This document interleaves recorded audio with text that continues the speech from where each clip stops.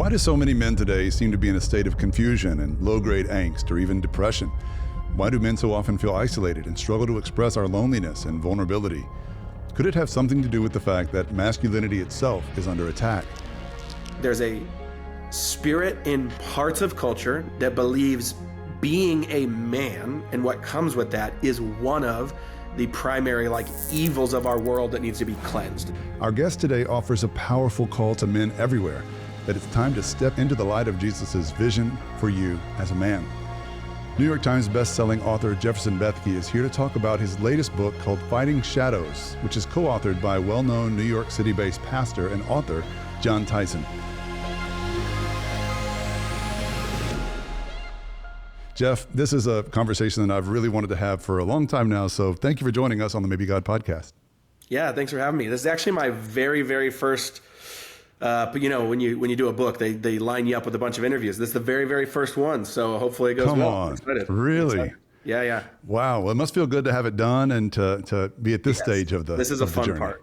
Yeah, writing is a grind, so congratulations on that. So it's very exciting. I can't wait for everybody to read it. I've got my sort of advanced copy here, so hope everybody will pick it up. What's the official release date?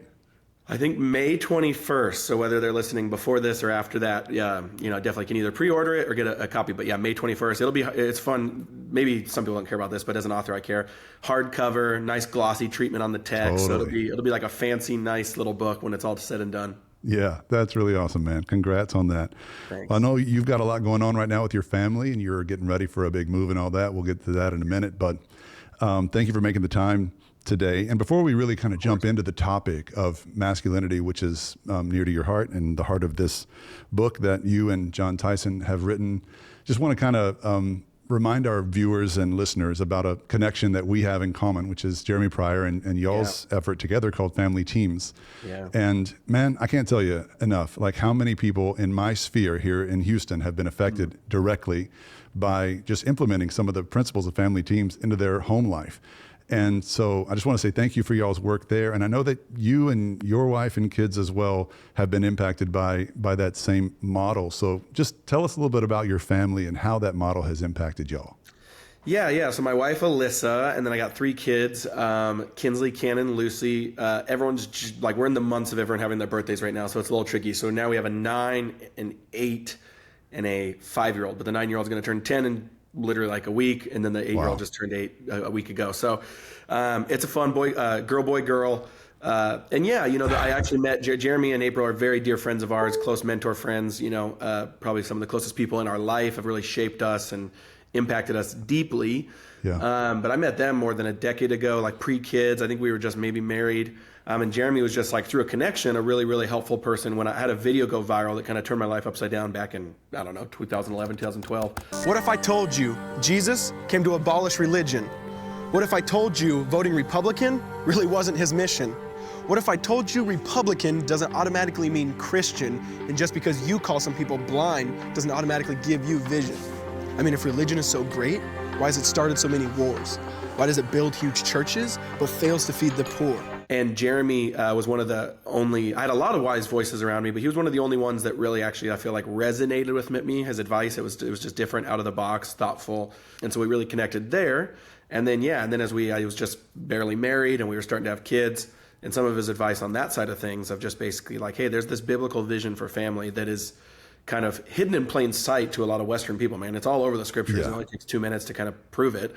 But it's very non-Western. So we kind of are reading with a blurry vision about living as a multi-generational family team, and God's vision in Genesis of a family team being one of his primary ways in which he wants to bless the world, and just these really amazing things you see in scripture. So that started to get unpacked then, and really started to really bless us the minute we started having, our first kid, and all these different rhythms and things that come with that. And so then I was kind of telling them hey, you guys have been teaching and talking on this for so long, but you're, it was kind of in a more regional way, a local way.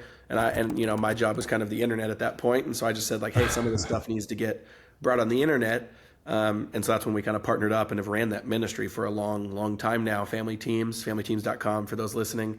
And yeah, between forming men, which would be the ministry this men's book is under, and family Right. teams, the ministry, they're similar. There's crossover.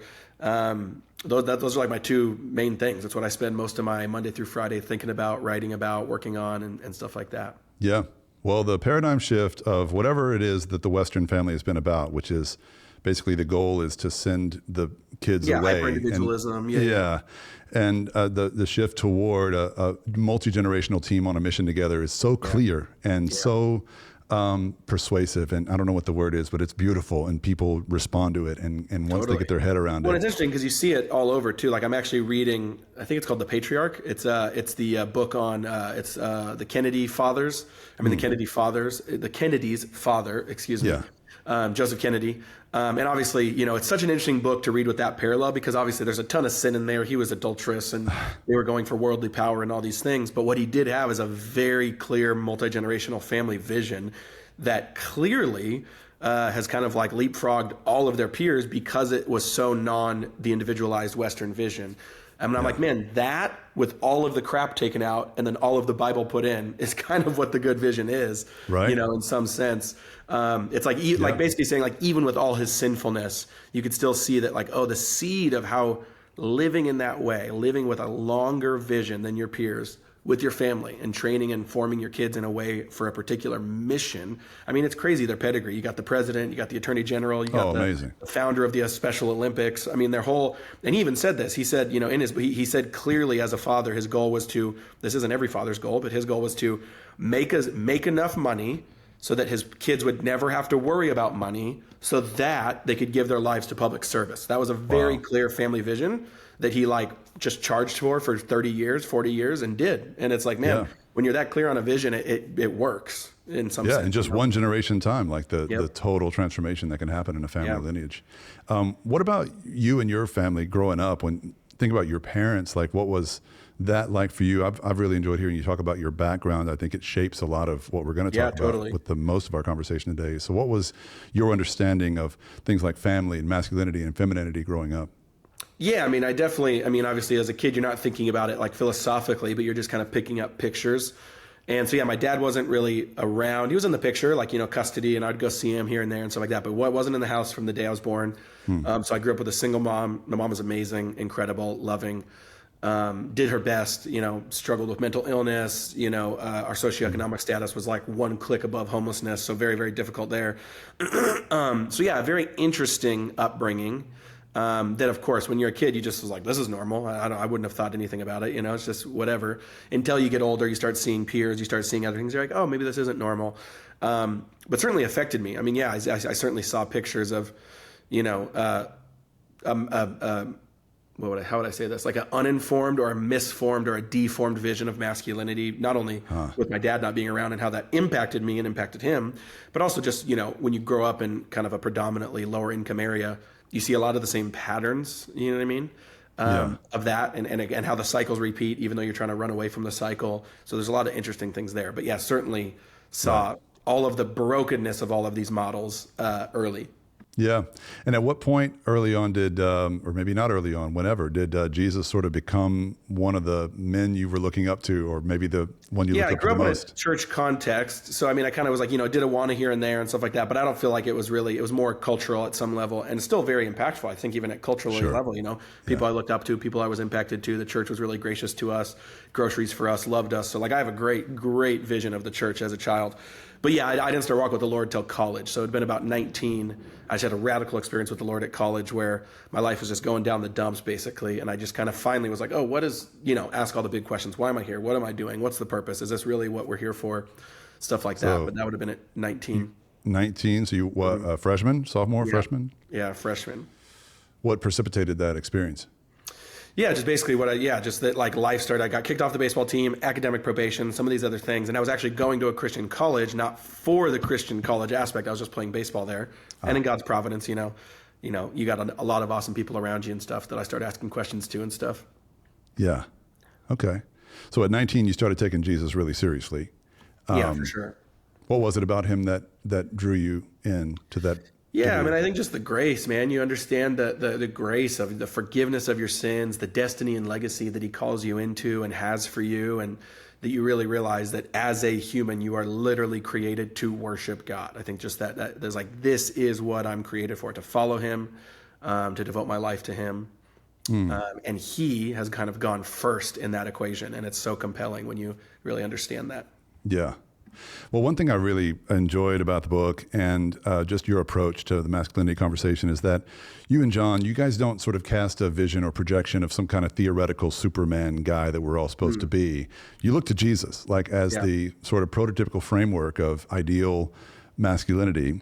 And I appreciated that. But obviously for most people, Jesus isn't the prototypical male, or the ideal male. And they have other sort of ideals that they look to, or and masculinity gets all kinds of twisted in our culture for that reason. But maybe you could just start this part of our conversation by talking about the ways you see masculinity today under attack and how we're getting it wrong. Like, what's the problem with masculinity today? Well, I think there's a few. I would say first to your point of, Jesus is the image of the invisible God. He is also the image of what it means to be a human, and he's also the image of what it means to be a man. So, there's a lot of layers there to Jesus. Sure. He's showing us what God is like. He's showing us what it means to be truly human, but then he also is entered the world as a male. So then he's also showing us what it means to be a male. And there's, again, different reasons and layers for all of those, but I think having to slice those out, understand those is really, really helpful. And you have to ask yourself as a man, all of us live archetypally with vision, whether we like it or not, or realize it or not, meaning all of us have like what the Greeks would call a telos, a north star in which we are directing our hearts, passions, desires, and visions in a primal way without even realizing it. Like our affections of our heart are going towards something. And you can smoke that out by asking, hey, what do you daydream about? That's a very easy, like when you're just like not thinking about anything in a focused way, where do you go? Do you go towards the beach with a margarita? Do you go towards making a lot of money? Do you go towards a vision of, a ton of kids? Whatever it is, but that is what like the telos is. It's this kind of this like engine in your heart without you realizing it, that you're actually navigating and architecting all of your life towards, and making decisions based on. And a lot of men, it's not and there's only one appropriate answer to that, by the way, and that's Jesus and you deeply formed in his image and the kingdom of God. Those are like the only appropriate answers to a healthy telos. Anything else is like a misfire, or what we would call an idol. And a lot of men, those aren't the answers that they would give. It is, again, it's money acquisition, ambition, status at work. And it can even be good things, but that just can't hold the weight of your heart's desire. Like, again, a healthy family. It could be not being like your dad. Those are great things. But those can't hold the weight of your telos, like the full center of your being. And so a lot of men, that's where they take a big misstep, is that, as I tell men, you have to start there. You have to smoke that out. You got to spend time in prayer, journaling, whatever you want to call it, to like be like, what is that in me? What are my, because every guy has 2, 3, 4 proclivities of a false telos.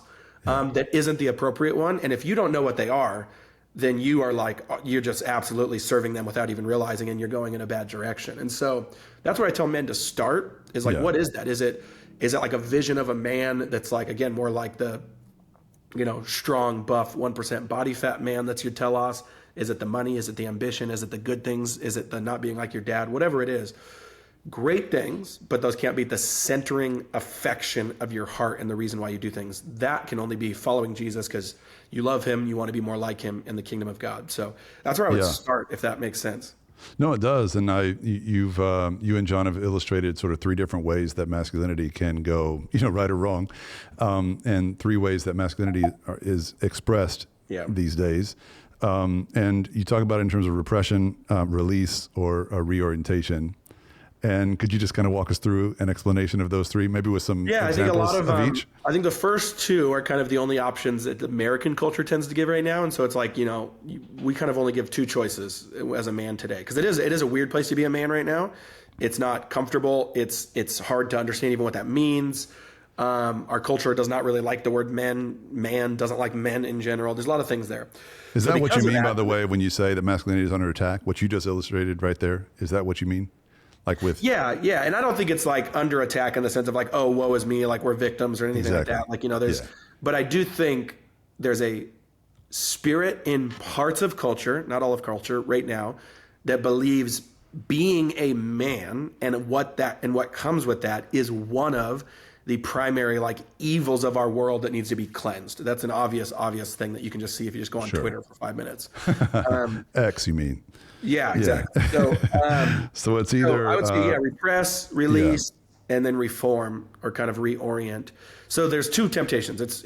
So then when you're hit with that spirit, it's okay, repress. Just put everything about yourself and your manness that you feel like is in you down, right? Whether that can be a leadership capabilities. Of course, females have leadership capabilities as well. But in and of ourselves, repressing that, repressing courage, bravery, all these kind of classic virtues.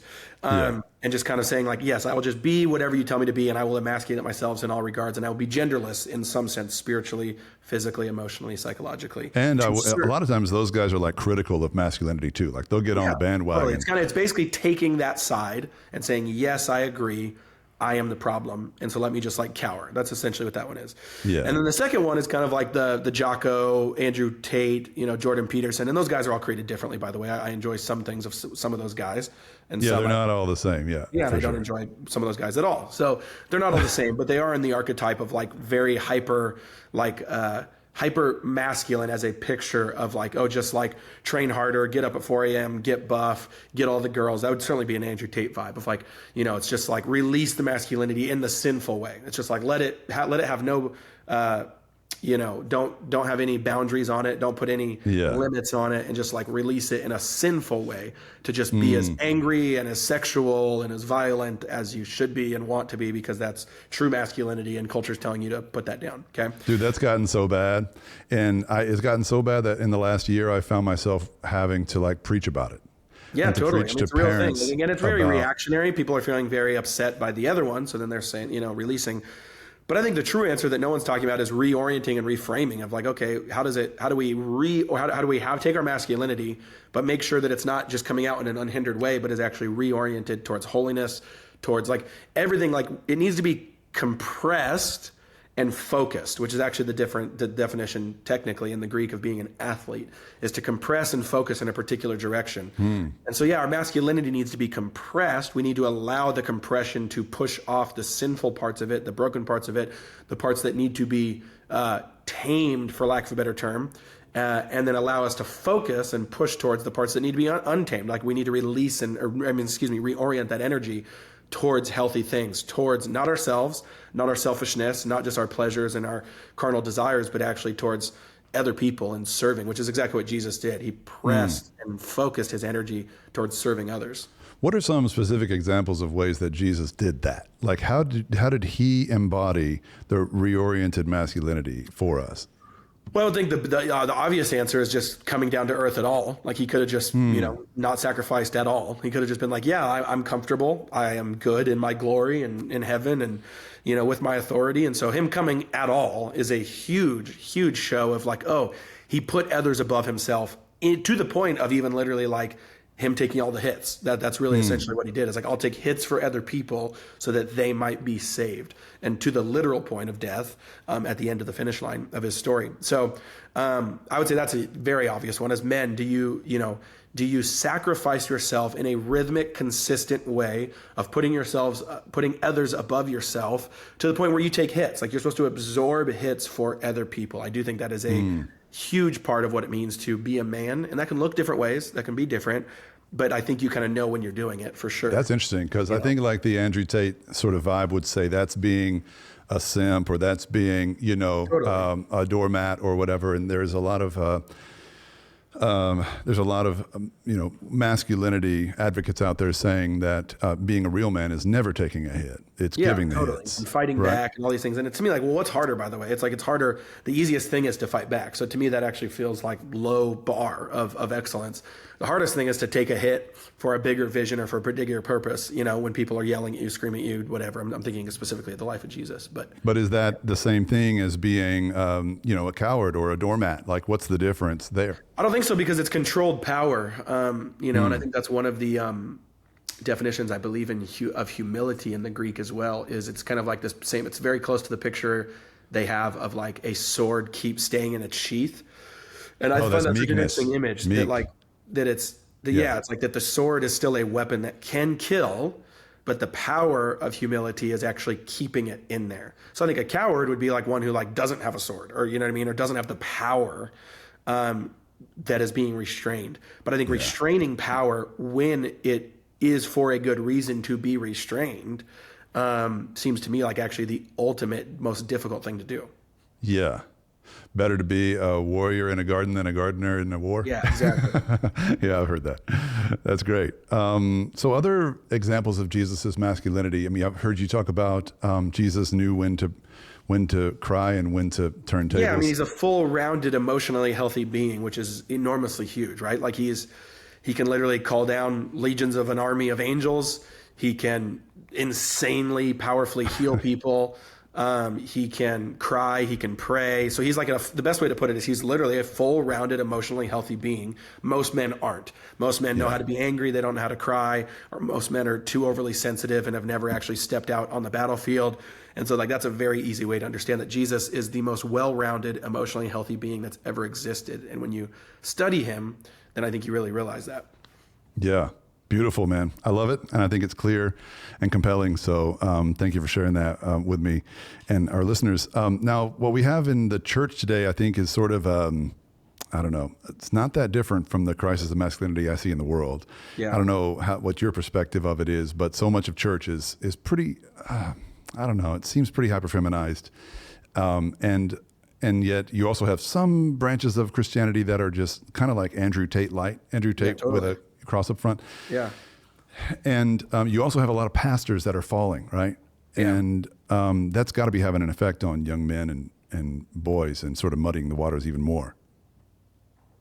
Don't you think? Yeah, no, I totally agree. I think that what it really shows is we don't really care or value spiritual formation, like deep spiritual formation. We care about the stages, we care about numbers, we care about charisma, but we really don't care and where the rubber meets the road, which is like deep, genuine spiritual formation, which is like people actually following Jesus in a deep, rhythmic, consistent way with deep, rich, consistent spiritual practices that continually allow the dial of sin to go down and the dial of like virtue to go up.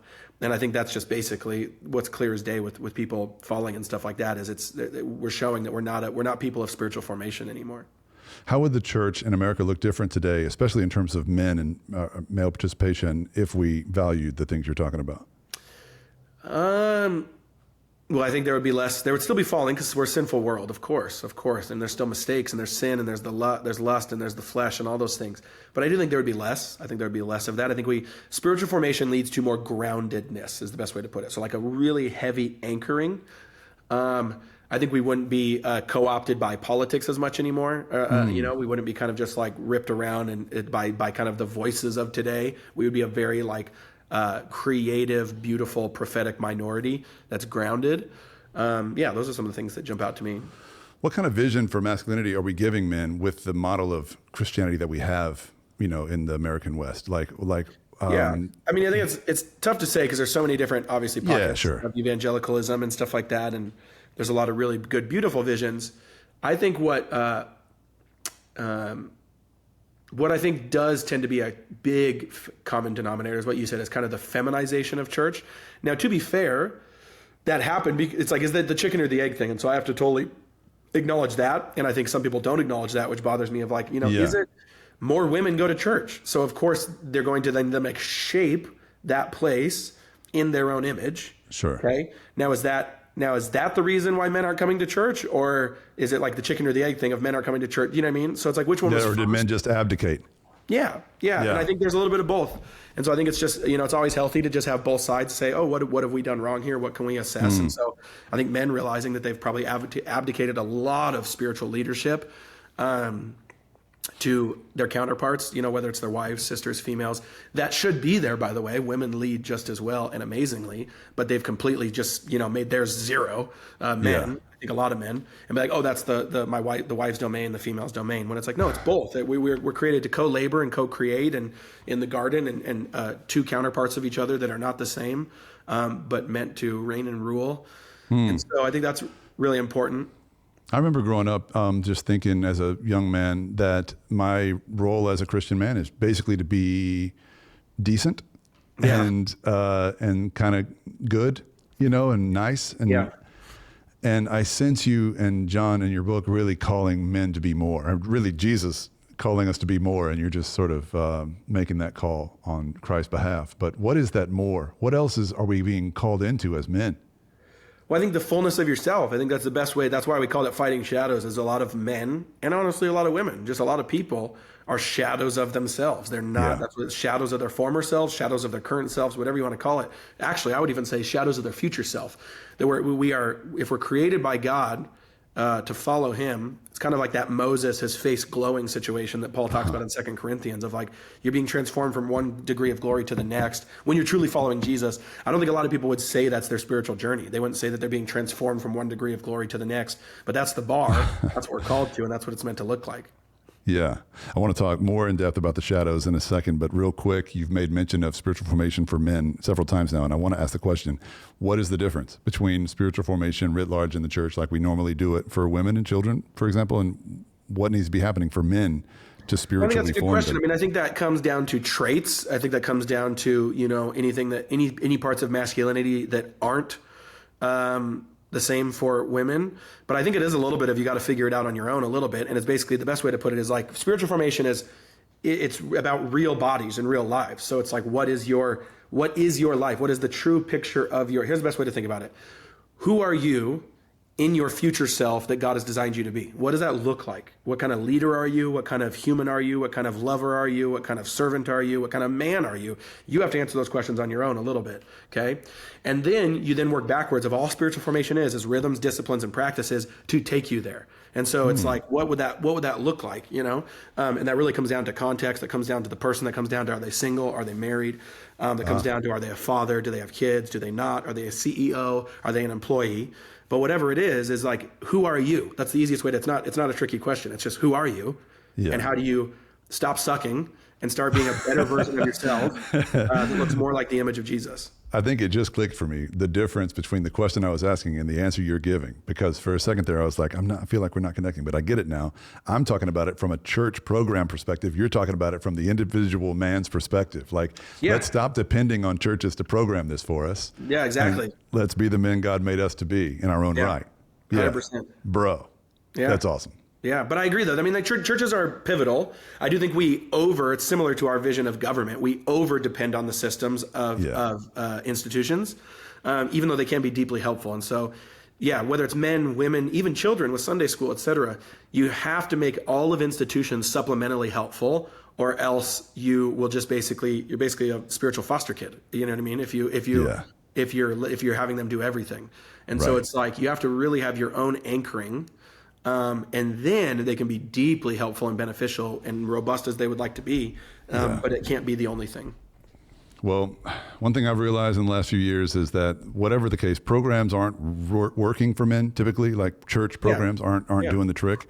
And so it has to be something else. The answer has to be somewhere else. And I know that part of the answer, a massive part of the answer for me, figuring out how to overcome addiction, how to overcome my own sin and just the patterns that I kept getting myself into that led to despair and depression. Yeah.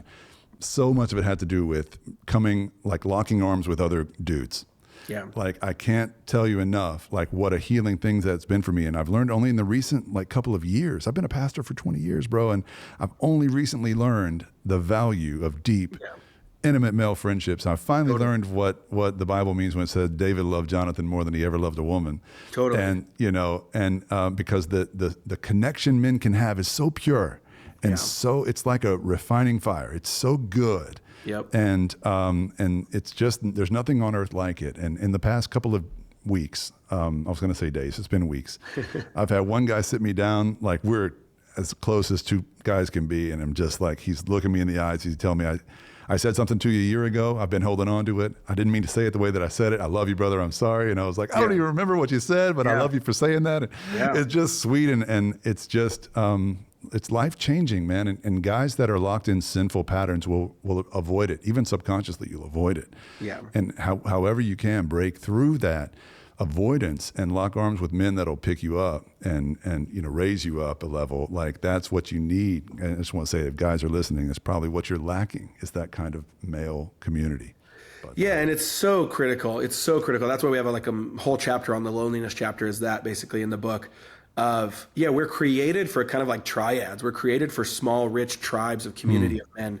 And if you're not having that, you will just be at such a lack. You will be at such a lack. And we've found that to be one of the core key answers that really serves men, is when they get in deep, rich, life-giving relationship. Yeah. Amen. We got about 10 minutes left, man. I want to talk about the book in more specificity. Could you just tell us about the title and what Fighting Shadows means? Yeah, we love this metaphor of like the 7 core dominant shadows that are over a man's heart. And we picked the metaphor of shadows because there's a couple things that are true about shadows, right? They're dead silent. They don't make any noise. They're kind of like, when darkness is kind of foggy, right? Kind of like you can't really see in front of you. And then they follow you. Shadows follow you. And I'm like, man, that's exactly spiritually what I think a lot of men feel like, is there's these 7 dominant lies that are silently hovering over their heart, silently making them kind of feel around and be like, just hazy and cloudy, and then silently following them everywhere they go unless they deal with them. And so that's why we got really, really excited about the metaphor. It's been cool to see early readers really resonate with the metaphor that but then call it fighting shadows of like, but you don't just have to keel over and die. Like there is an active participation with the power of Jesus for you to get free of these lies. And, back to that one I just mentioned with the loneliness one, that's one of the core of the 7. For the reason you just said, that like men are starving and dying spiritually, physically, emotionally, even because they don't have real rich relationships, and they're kind of, there's a trade that I talk about in that chapter that certainly ambitious men make, but I would say almost all men make in their 20s and 30s. And there's this book called Lonely at the Top that talks about this, where, we basically trade success and ambition and goals we have in life that we then apply through our work for community. Like that's just a trade almost every man makes from like their 20s to 30s, and it's psychologically proven, sociologically proven, that then at about 35 to 45 in that 10-year span, you kind of wake up and you go, oh, I think I really messed this up. Like I maybe have the money I want, maybe I'm decently at the job I want, but there's no one here. There's no one here. And he's like, that's a trade that's just like a horrible, horrible trade that 90% of American men make. That we're kind of arguing, hey, you don't need to do that. You don't need to do that. That there's a way to still go after the goals and visions, et cetera, you want. But actually, when you do it together with other men, it's actually way more life-giving and way more beneficial to you and your heart and the richness of what you're trying to pursue. Amen. The 7 shadows that y'all cover are despair, loneliness, shame, lust, ambition, futility, and apathy. Not to call you right out, but is there one of those or one or two of those that has been especially a factor in your life that you've had to fight back? Oh yeah, I mean that's the reason why I wrote those chapters. So it's like, me and John divvied up the chapters based on which ones we felt best to give encouragement on, which usually resonates with what we walked through. So I think I wrote the first 4. So those first 4, loneliness, I'm blanking right now, but the first 4 chapters, shame, despair, and lust. Despair, lust, John wrote. But yeah, so like those first couple definitely are the ones that resonated, or certainly were coming from my story. That then is the reason why I wrote it, for sure. Well, I know you've already sort of overcome a lot of those battles. I mean, they never, I guess, go away entirely. We're always, fighting for more light. But was it cathartic to write the book? Oh yeah, 100%. I mean, I not every author's like this, but I 100% write books based on like, they're almost my own medicine for me. Like I constantly am writing pretty closely from a journey, so only a couple years back usually. And then it very much is very healing to like kind of close it out, put a bow on it. You know what I mean? For sure. Yeah. And of course, like you said, they don't go away. but there is something cathartic to like close it out in some regard of deeply process it. Like, what a gift that I get to do that, right? That most men don't, is that like when you go through a segment of your life that's difficult and you learn something, you kind of just like, oh, I have a couple cool things in my head, and then you move on. I literally get to sit down and research and completely write out and close it and give it a buttoned up framework that's actually really, really helpful. I mean, that's a side note, but that is really, really helpful gift to me.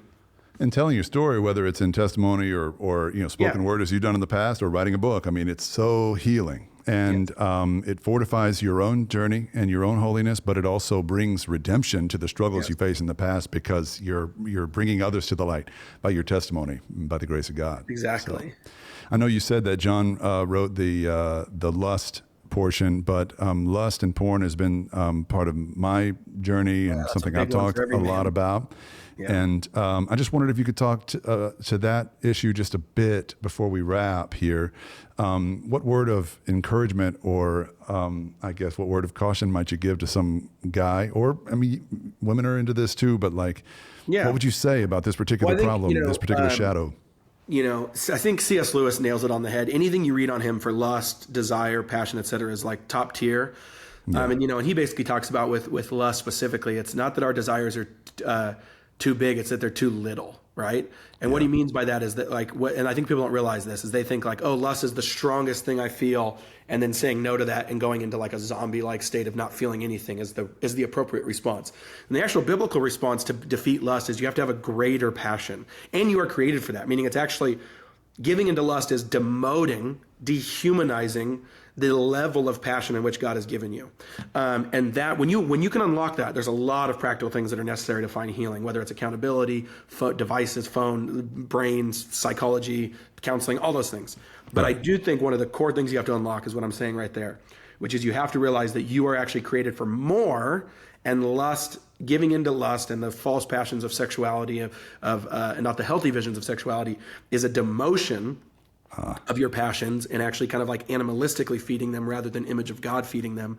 I think is a really huge, I found a lot of guys tends to be the seed that unlocks something for them, of realizing, oh, it's not that it's actually that my passions and my desires are too little. I'm created for more, not less. Man. Dude, I'm so proud of you, and proud of the story arc I've seen of your life since I first discovered you sort of, 12, 13 years ago, was it? The video? Yeah. The video, capital V. Yeah. Why I hate religion and love Jesus. Now back to the point, one thing is vital to mention, how Jesus and religion are on opposite spectrums. See, one's the work of God, but one's a man-made invention. See, one is the cure, but the other's the infection. See, because religion says do, Jesus says done. Religion says slave, Jesus says son. Man, that rocked my world then, and I know a lot has changed since then. What you usually, I don't want to say usually, it's pretty dark, but like what you tend to see with guys that get famous, in the Christian world or anywhere, is that it doesn't last. Yeah. And you've just been steadfast, and I'm not talking about your fame, just your character has been steadfast and consistent, and God just keeps using you, man. What do you attribute that to? How are you different now, let's say? How are you different now than you were when you recorded that famous video? Very different. I would say, what do I attribute it to, though? I would say, that's just like community and mentors, 100%. Is if you're not living a real life with real people who are like webbed with you in an interlocking relationship of community, then that's almost always how you go off the deep end. Mm-hmm. And I've been around this stuff enough now to see the main thing is like the isolation. When men start to, or women, when leaders start to feel like it's actually serving them to isolate more because they're special or whatever, or they deserve to. And I get the lie. I get the lie that tends to transact in their brain. If it's not just, oh, I'm ultra special and famous or anything like that. What it actually is like the lie is like, oh, I need to do this for, to protect my time or whatever. It's like a lot more subtle. But it's like you just need to be a real person in real life with real accountability for people that actually really know you, not just your stage version or whatever. Mm-hmm. That's what I attribute it to. But there's still sin. There's still crap in my heart. There's still things that could kill me over time. And so bringing that into community, bringing that into light constantly has to be a habit and a ritual. How am I different? Way different. I was a college kid, no kids, wasn't married. So, I don't even know where I could start on where I'm different, but I am very different. I think I've gotten closer to Jesus, hopefully. pretty deeply over the last 12 years. I think I'm softer than I was 12 years ago. And I think I am a little bit, and this happens with everyone. I just see the world as a little bit more complex than I thought it was 12 years ago. And those are some things that pop off the top of my head. When you say softer, what do you mean? Just like more gentle and more kind. I used to be really just not as, when you're 20, it's the classic college student spirit, but just the I'm right, everyone's an idiot, Yeah. Man, well, you're affecting and impacting a lot of lives for the Lord. So I just pray you'll keep going. If folks want to find you online or social media or wherever and follow you, how would they do that? Jefferson Bethke on Instagram is probably where I'm most active and where I can kind of respond to messages, say hi and hang out. But then jeffandalyssa.com would be my website that has a lot of stuff. But then the pertinent stuff to this, what we're talking about, is formingmen.com. The book, men's stuff, masculinity, formingmen.com for sure. Yeah. I also love you and your wife's YouTube channel. It's good stuff on there as well. Some of it's from a while ago, but it's still really good stuff. I've got the book here, Fighting Shadows, Overcoming 7 Lies That Keep Men from Becoming Fully Alive, officially releasing May 21st, you said? Right. So you can pre-order it anytime, whenever you're listening to this. I hope you'll check it out. And all the information about Jeff and Jon will be in our show notes. If you're listening or watching, be sure to check out Jeremy Pryor's episodes with us as well from several months back on family teams. We talk a little bit about Jeff in those as well. So that'll kind of round out this whole story. But Jefferson Bethke, thank you so much for making the time for us today, brother. Hey, thank you so much, man. This was an absolute blast.